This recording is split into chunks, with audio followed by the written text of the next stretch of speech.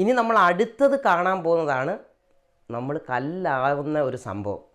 അത് കാണേണ്ട കാഴ്ചയാണ്. എല്ലാവരും വിചാരിക്കും ഡയമണ്ടും ഇന്ദ്രനീലവും മരതവും ഇങ്ങനെയൊക്കെ കല്ലുകൾ ഉണ്ടാവുന്നത്. പലരോടും ഞാൻ ചോദിക്കാറുണ്ട്, അവരെല്ലാം പറയുന്നത് ഇത് കുഴിച്ചെടുക്കുക എന്നുള്ളതാണ്. ഈ കുഴിച്ചെടുക്കാനായിട്ട് ഇത് ഉണ്ടാവാനൊരു കാരണമുണ്ടല്ലോ, അതെന്താണെന്ന് ഞാൻ പലരോടും ചോദിച്ചിട്ടുണ്ട്. പക്ഷേ ഒരു 100 പേരോട് ചോദിച്ചിട്ടുണ്ടെങ്കിൽ 1-2 പേര് മാത്രമാണ് അതിന് ഉത്തരം പറഞ്ഞിട്ടുള്ളത്. അതിൻ്റെ വിശേഷങ്ങളാണ് നമ്മളിന്ന് കാണാൻ പോകുന്നത്. നമുക്കൊന്ന് കണ്ടാലോ? നമ്മുടെ മരം മണ്ണിനടിയിൽ കിടന്ന് ആദ്യത്തെ ഫോസിൽ സ്റ്റേജ് നമുക്കൊന്ന് കാണാം. ഇതാണ് അങ്ങനെയുള്ള ഫോസിൽ സ്റ്റേജ്. ഇതെന്ന് പറഞ്ഞാൽ ഈ ഒരു വസ്തു കണ്ടു കഴിഞ്ഞാൽ ഇതിന് ഉള്ളത് ഈ സൈഡെല്ലാം നോക്കിയോ, ഇവിടെ എല്ലാം വരി വരിയായിട്ടുണ്ട്. ഇതെല്ലാം മരത്തിൻ്റെ അതേ രീതിയിൽ തന്നെ ആയിരിക്കുന്നത്. പക്ഷേ ഇത് കല്ലായതാണ്. ഇത് ലക്ഷക്കണക്കിന് വർഷത്തിന് മുകളിൽ കഴിഞ്ഞിട്ടാണ് ഇത് കല്ലാവുന്നത്. പോണ്ടിച്ചേരിയിലൊരു ഇൻ്റർനാഷണൽ മ്യൂസിയം ഉണ്ട്. അവിടെ ചെന്ന് കഴിഞ്ഞാൽ ഇതിൻ്റെ ഫോസിൻ്റെ എല്ലാം അറിയാൻ പറ്റും, പഠിക്കാൻ പറ്റും. അതുപോലെ വുഡ്സ്റ്റോൺ എന്ന് പറഞ്ഞ നെറ്റിൽ നോക്കിക്കഴിഞ്ഞാൽ വിവരമെല്ലാം കൃത്യമായിട്ട് കിട്ടും. അപ്പോൾ ഇത് ആദ്യ സ്റ്റേജാണ്. ഇതേപോലുള്ള പല പല സ്റ്റേജുകൾ നമുക്ക് നേരിട്ട് കാണാം. ഇതിൻ്റെ രണ്ടാമത്തെ സ്റ്റേജാണ് ഞാൻ കാണിക്കുന്നത്. ഇത് രണ്ടാമത്തെ സ്റ്റേജാണ്. ഇത് പൂർണ്ണമായിട്ട് കല്ലിലേക്ക് എത്തി. ഇനി നമ്മൾ അടുത്തത് കാണാൻ പോകുന്നതാണ് നമ്മൾ കല്ലാവുന്ന ഒരു സംഭവം. അത് കാണേണ്ട കാഴ്ചയാണ്. ഇതാണ് നമ്മുടെ മരതകത്തിൻ്റെ ആദ്യ സ്റ്റേജ്. കണ്ടോ, ഈ സൈഡ് കണ്ടാൽ ഇത് കറക്റ്റ് തടി. പക്ഷേ ഇതിൻ്റെ ഈ സൈഡെല്ലാം കണ്ടോ, ഇത് ഞാനൊന്ന് ലൈറ്റ് അടിച്ച് കാണിക്കാം. ഇത് കണ്ടോ, ഇതിനകത്ത് വെട്ടം വരുന്നുണ്ടോ? അത് നല്ല പച്ച കളറാണ്.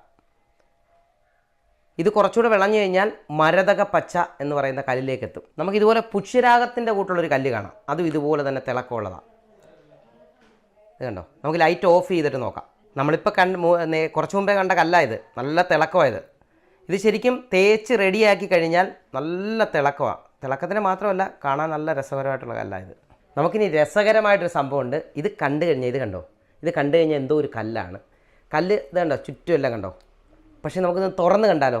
ഇത് തുറന്ന് കാണുമ്പോൾ എന്താണെന്ന് കാണാം. ഇത് കണ്ടോ, ഇതിനകത്ത് ഫുള്ള് കല്ലാണ്. തിളക്കം കണ്ടോ ഇതിനകത്ത്. ഇതൊക്കെ മോതിരത്തേലും അതുപോലെ കമ്മലേലും മാലയിലും വെക്കുന്ന കല്ലുകളാണ്. ഇത് അമറ്റീസ് എന്നൊക്കെ പറയുന്ന ഒരു കല്ലിൽപ്പെട്ടതാണ്. അജന്ത എല്ലോറ പോലുള്ള സ്ഥലങ്ങളിൽ ഇത് കൂടുതലായിട്ട് കാണപ്പെടും. ഞാൻ അവിടെ പോയപ്പോൾ കളക്ട് ചെയ്തതാണ്. അജന്ത എല്ലോറ പോയപ്പം ഞാൻ കളക്ട് ചെയ്തതാണ്. നദിയിൽ നിന്ന് തന്നെ കളക്ട് ചെയ്തതാണ്. അപ്പോൾ ഇങ്ങനെയുള്ള ഇനിയും കാണുന്നതെല്ലാം ഓരോന്നിനും വളരെ പ്രാധാന്യമുണ്ട്. ഇതും ഒരു സൂപ്പർ കല്ലാണ്. ഇത് നമുക്കൊന്ന് തുറന്ന് നോക്കാം. അതായത് കണ്ടോ, ഇത് പൂർണ്ണമായിട്ട് തന്നെ പായലൊക്കെ പിടിച്ചിരിക്കുന്ന പോലെ ഇരിക്കും. ഇവിടെ ഒന്ന് വൃത്തിയാക്കിയിട്ടുണ്ട്. നമുക്കൊന്ന് തുറന്ന് നോക്കാം. ഇത് കണ്ടോ, തുറക്കം വളരെ അതിമനോഹരമായിട്ടുള്ള സാധനം. ഇതിൽ ലൈറ്റൊക്കെ വീഴുമ്പോൾ നല്ല രസമാണ് കാണാൻ. ഇതും അതുപോലെ മോതിരത്തേലും മാലയിലും ഒക്കെ വെക്കുന്ന ടൈപ്പ് കല്ലായത്. നമുക്കിനി അടിപൊളി ഒരു സാധനം അടുത്തത് കാണാം. ഇത് കണ്ടോണം. ഇത് കണ്ടു കഴിഞ്ഞാൽ ഒരു നല്ല രസമാണ്. കണ്ടോ, തുറക്കാം നമുക്കിത്. നല്ല വെട്ടി തിളക്കമാണ്. ചെറിയ ഇതുപോലെ ഡയമണ്ടിൻ്റെയൊക്കെ പോലുള്ള കല്ല് എന്ന് പറഞ്ഞാൽ അതിൻ്റെ ആ തിളക്കം പോലെ ഇത്. നമുക്ക് അടുത്തൊരു കല്ല് കാണാം. അത് പക്ഷേ കല്ലെന്ന് ഇത് കണ്ടോ, ഇങ്ങനെ കണ്ടു കഴിഞ്ഞാൽ ഇത് ഈ സൈഡ് കണ്ടോ, ഈ സൈഡ് കണ്ടു കഴിഞ്ഞാൽ ഇത് പാളിയായിട്ട് ഇളകി വരുന്നതിൻ്റെ കൂട്ടുള്ളതാണ്. ഇതും അതുപോലെ തന്നെ ഇരുട്ടത്ത് നല്ല തിളക്കമാണ്. ഇതും ഈ പറഞ്ഞ സ്റ്റോണിൽപ്പെട്ടതാണ്. ഇപ്പം നമുക്ക് മരം മാത്രമല്ല, മരം ഒരു പരിധി വരെ മരമാണ് ഇങ്ങനെ സ്റ്റോൺ ആവുന്നത്. അതുപോലെ തന്നെ ദിനോസറിൻ്റെ ഫോസിലുകൾ, മീൻ അതുമായിട്ട് ബന്ധപ്പെട്ട ഫോസിലുകൾ, കടൽ ജീവികളുടെ ഫോസിലുകൾ, അതൊക്കെ കല്ലുകളായിട്ടുണ്ട്. അപ്പോൾ അതുമായിട്ട് ബന്ധപ്പെട്ട സംഭവത്തിൽപ്പെട്ടതാണ് ഇതെല്ലാം. അങ്ങനെ പല രീതിയിലാണ് ഇതുണ്ടാകുന്നത്. ഇതിൻ്റെ ഒരു പഠനം എന്ന് പറഞ്ഞാൽ വലിയൊരു സംഭവം തന്നെയാണ്. എങ്ങനെയാണ് കല്ലുണ്ടാകുന്നതെന്ന് ചോദിക്കുമ്പോൾ ഒരു ഉത്തരം നമ്മൾ കാണിക്കാൻ വേണ്ടിയാണ്.